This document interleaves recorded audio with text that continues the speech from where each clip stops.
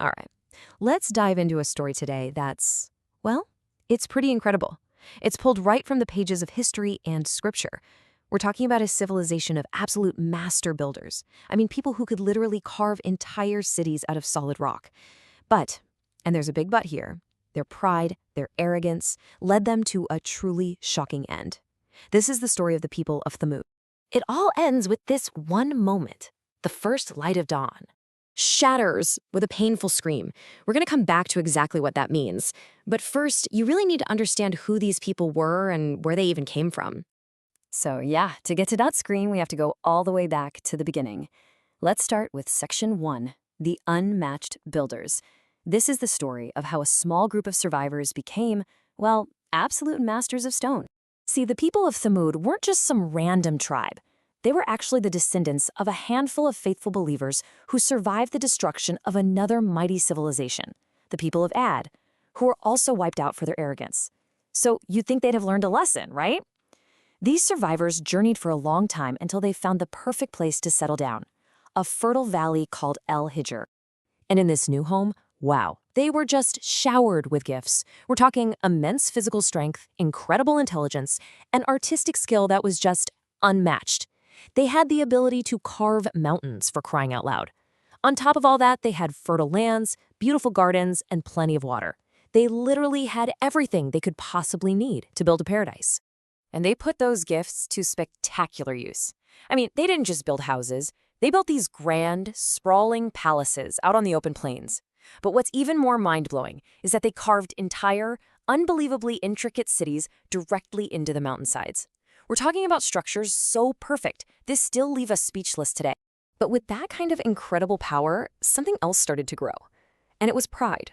A really dangerous kind of pride. You know, all that gratitude they might have had for their blessings, it just soured. It turned into pure arrogance.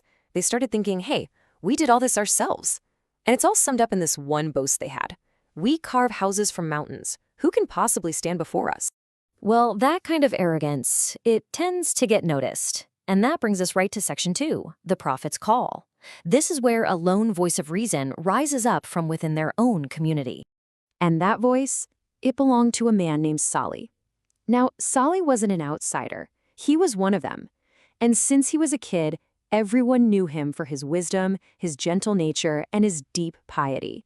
He was so respected, in fact, that God chose him to be a prophet, to try and guide his people back from the idolatry and corruption they'd fallen into.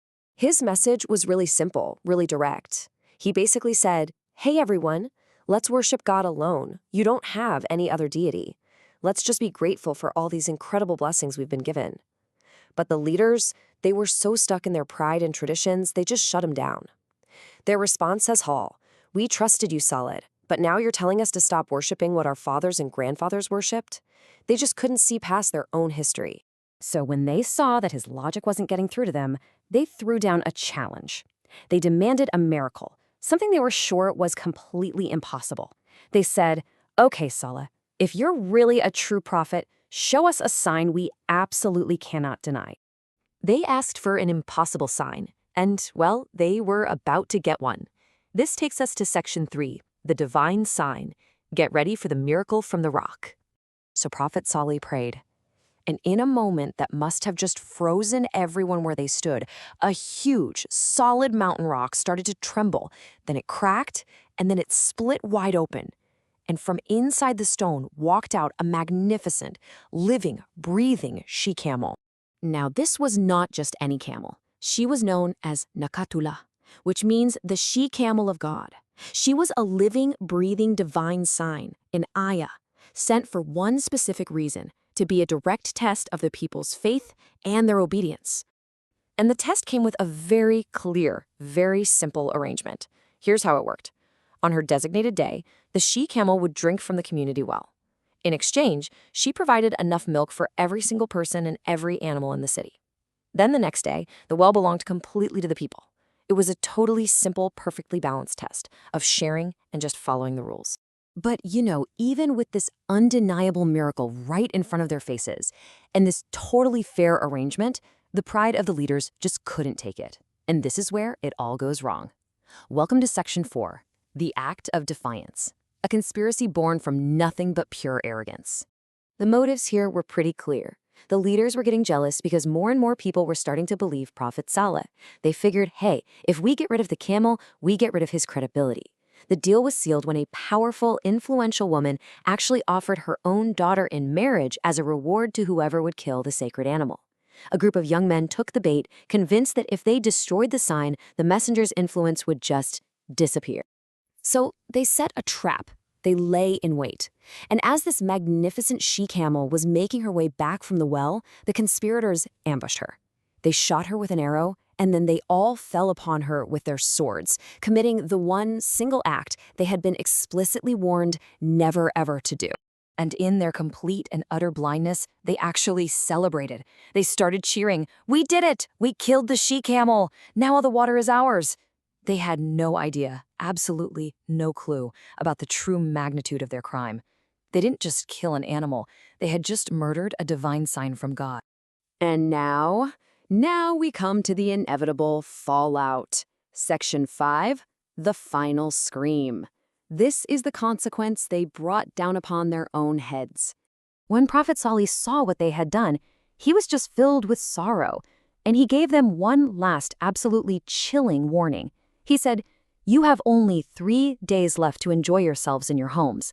The final countdown to their destruction had officially begun. And this countdown was marked by terrifying, impossible-to-ignore signs. On day 1, they all woke up to find their faces had turned a sickly, jaundice yellow. On day 2, their faces burned a feverish red, and the entire sky turned the color of blood. And on the 3rd and final day, their faces turned pitch black, as the very air they were breathing filled with the unmistakable stench of death. You can just imagine the panic turning into absolute terror. And then, in those last few moments before dawn on the 4th day, it came. The crime? Killing God's divine sign. The punishment? A single, soul-shattering scream that came down from the heavens. And the result? The entire mighty civilization, the master builders, the arrogant leaders, every last one of them, was annihilated in a single instant, left lifeless inside the very homes they had so proudly carved from the mountain. You know, the story of the Thamud, whose magnificent ruins you can still see today, it leaves us with this really powerful question. It kind of forces us to ask ourselves, what is it that truly guarantees a civilization will survive? Is it the towering structures it builds, or is it the moral principles it chooses to live by?